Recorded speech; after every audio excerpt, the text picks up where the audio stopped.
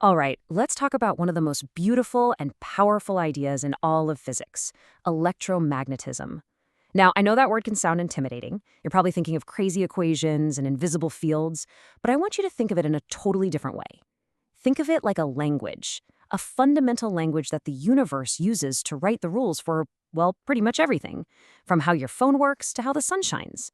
So let's learn how to speak it. So what is this language, really? I mean, it's the language that tells a compass which way to point. It's the language that carries signals through the air to your car radio. It's the language of the invisible forces that, let's be honest, run our entire modern world.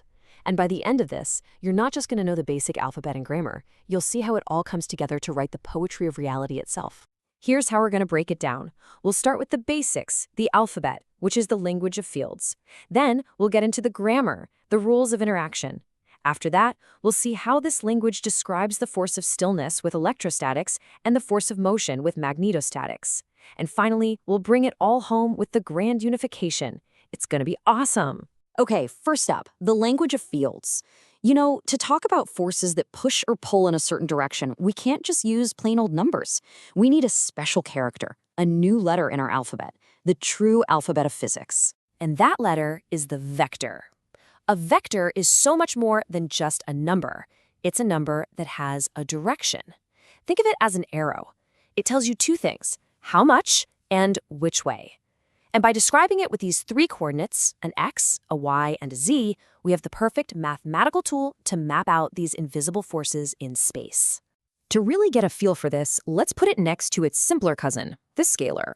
A scalar is just a number. The temperature in the room, your height, those are scalars. But the force of gravity, that's a vector. It has a strength, a magnitude, and it's pointing in a very specific direction, down. That little difference, that addition of direction, is absolutely crucial for everything that follows. Okay, so we have our alphabet vectors. Now we need some grammar. We need verbs, right? We need rules that tell us how these fields act, how they change, and how they interact with each other. This is the grammar of the fields. And the core of that grammar is this symbol right here, the del operator. Think of it like a mathematical Swiss Army knife. On its own, it's just a symbol. But when you apply it to a field, it lets you ask some really deep questions about how that field is behaving from one point to the next. For instance, if you apply it to a scalar field, like a map of temperatures, you get what's called the gradient. The easiest way to picture this is to think of that temperature map as a landscape of hills and valleys. The gradient at any point is just an arrow, a vector, that points in the direction of the steepest climb. It literally tells you which way is up and how steep the climb is. Now, what if you use it on a vector field? One of the things you can measure is divergence. This basically asks, is this point a source or a sink? Is the field gushing out from this point like water from a sprinkler? That's positive divergence. Or is it all converging and flowing into this point like water down a drain? That's negative divergence. It measures how much the field is spreading out. And the third tool in our kit is the curl. This, as the name kind of suggests, measures how much a field is swirling or rotating. If you were to drop a tiny little pinwheel into the field, the curl tells you how fast that pinwheel would start to spin, and which way. You see a whirlpool forming in a river? That's a field with some serious curl. So, we've got our alphabet, and we've got our grammar. Let's start writing. We'll begin with the simplest sentence we can. The story of charges that are just sitting perfectly still. This is electrostatics. And the main rule here is Coulomb's law. It sounds complicated, but it's really not. It just says that things with the same charge, like two positives, push each other away. And things with opposite charges pull together. Simple. And that force gets way weaker really fast the farther apart they get. This one sentence governs the entire world of static charges.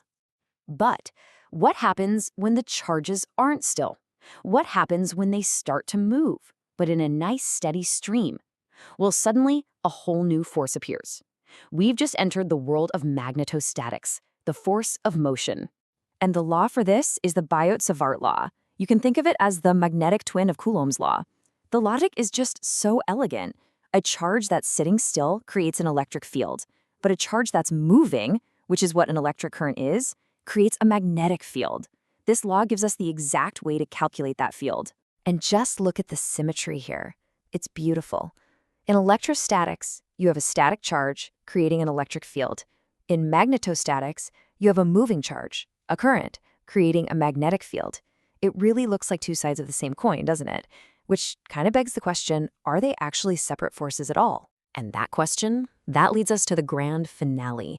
This is where we take everything, our vectors, our grammar of curl and divergence, our ideas of electricity and magnetism, and weave them together into one of the most magnificent theories ever conceived. This is the poetry of Maxwell's equations. The key that unlocks the whole thing is this question right here. We've talked about things being still or moving steadily, but what happens when things get dynamic? What happens when the fields themselves start changing from moment to moment? Equation number 1 is Gauss's law. It's really just a formal way of stating what we already know. Remember divergence, our sourciness operator? This equation says that the divergence of an electric field comes from electric charges. You plop a charge down, and electric field lines will spread out from it. Simple enough? Now, equation 2 is the magnetic version, and this is where things get really interesting. It says the divergence of a magnetic field is always zero, no exceptions. What that means is that there's no such thing as a magnetic charge. You can't have a north pole without a south pole attached. Magnetic field lines don't start or end. They always loop back on themselves. And now for the big connection, Faraday's law. Look at this. It says that the curl of an electric field is created by a changing magnetic field. A magnetic field that varies in time will create a swirling electric field out of thin air. This isn't just theory. This is the principle that runs pretty much every electric generator on Earth. And here's the final breathtaking piece of the puzzle, Ampere's law, with a crucial addition by Maxwell himself.